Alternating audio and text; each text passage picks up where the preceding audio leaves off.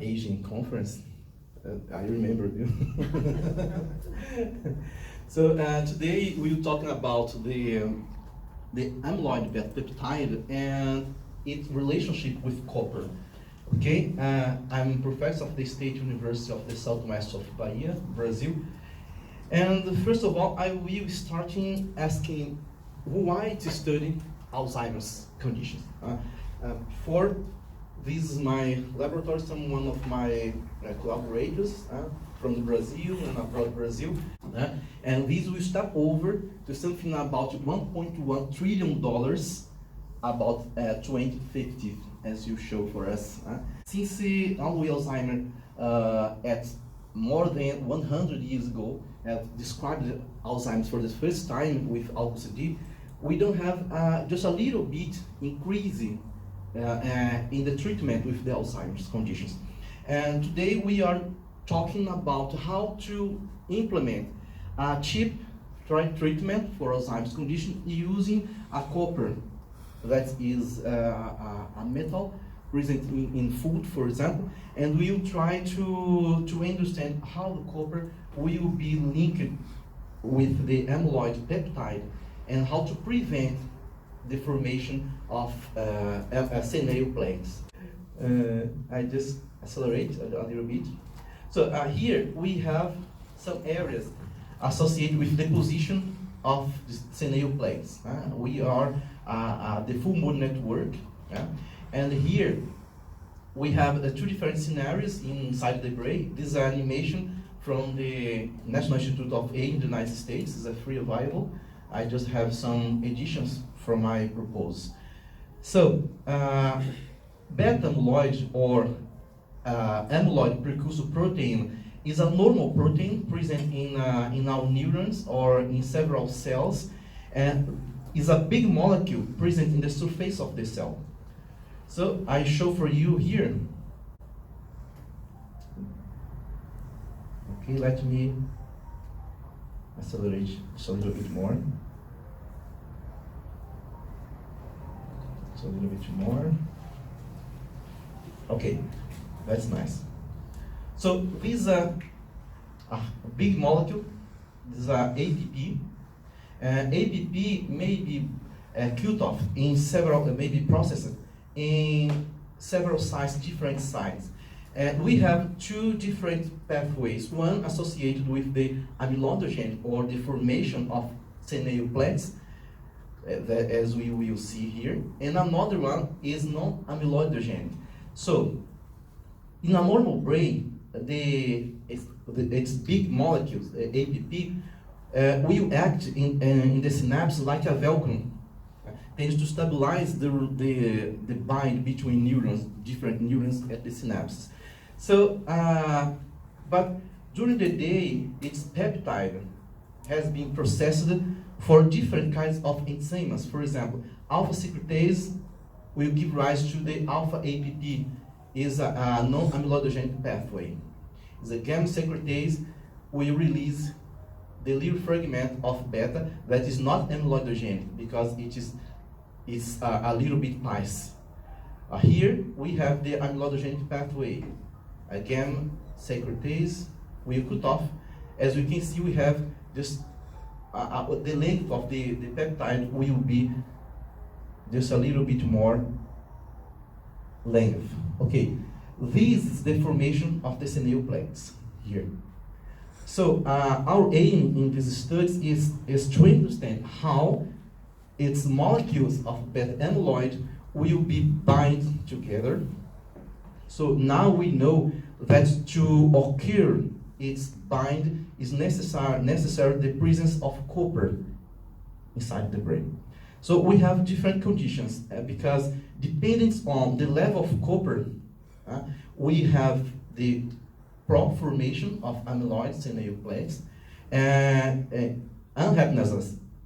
In the physiological conditions, the concentrations of copper is prompt formation of the amyloid plaques in a physiological condition.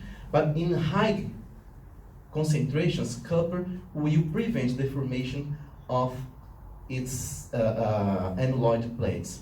So we have using computational tools. Okay, we use a computational tools using neurogenomic techniques to address how different ways to get bind of these molecules. So, for who don't know what means a neurogenomic use several computational tools.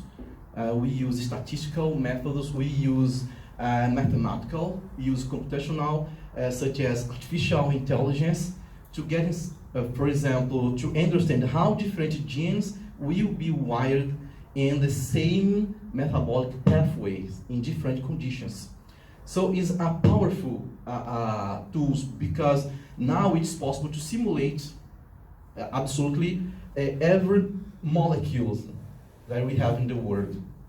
So for example, it's possible to, if I'm working with a natural product, for example, so if I have the structure of the molecule, we can simulate and discover how the pharmacological properties of that molecule. Okay, so we have several simulations to understand how that different genes will be wired, and to get different, we use different computational tools and several data banks. For example, the Allen Brain Atlas, that is a data bank used to give us some insight about the genes associated with oxidative stress, because we have used copper, and Alzheimer's disease. Okay, so we have its beautiful imaging here. I don't know if it's possible to see, but here we have the APP peptide, and as you can see, is the most important. It's a hub gene because it has the large amount of binds linked the APP, and we have some subnetwork, as we can see here, associated to the calcium channels, and with the metal metabolism, as we can see here, is an ADAM, that is a shadase.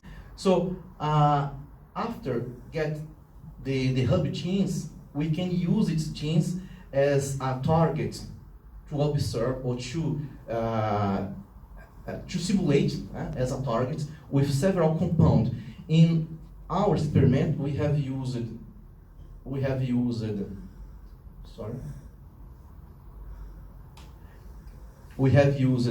its neurogenomics to understand. For example, we have the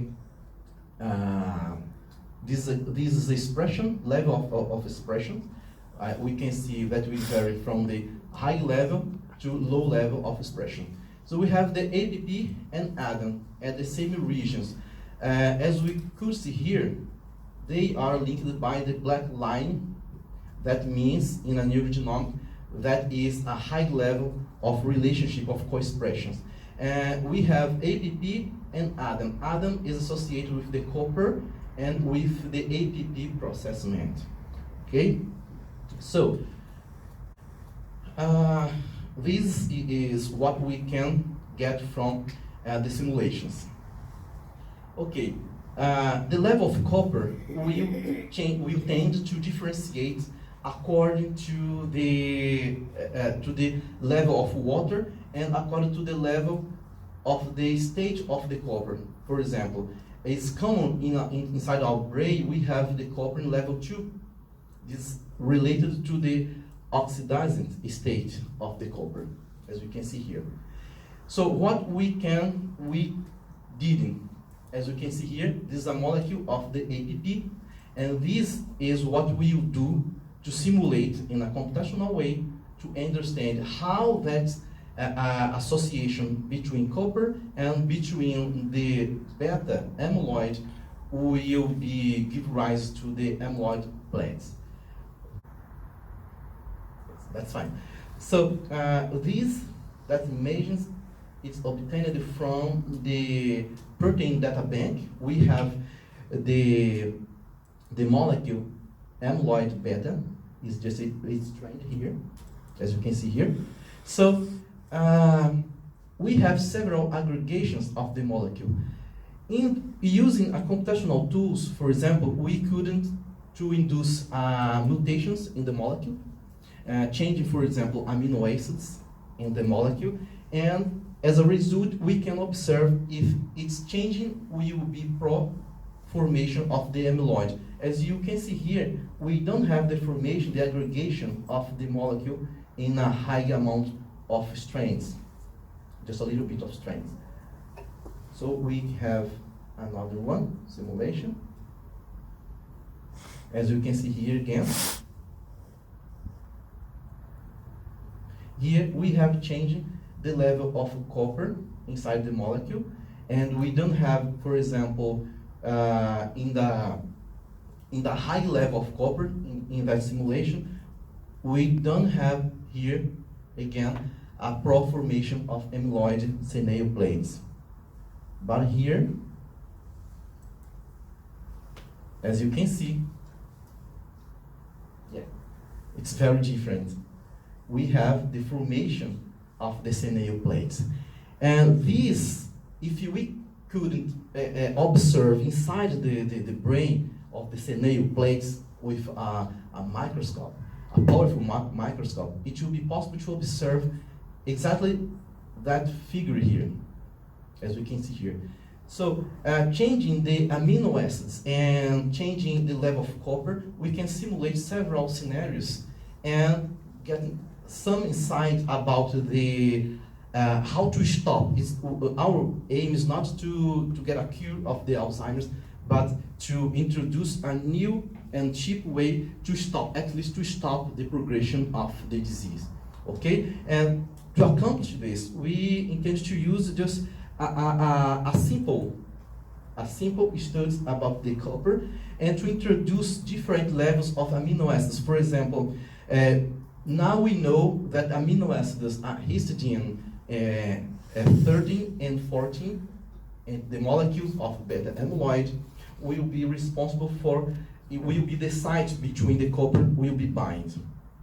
So if we can change the level of amino acids at the food, it's possible, for example, to introduce, it's not a mutation, but it's a congruence between the molecules. And because if you do this, the hydrophobicity of the molecule will change.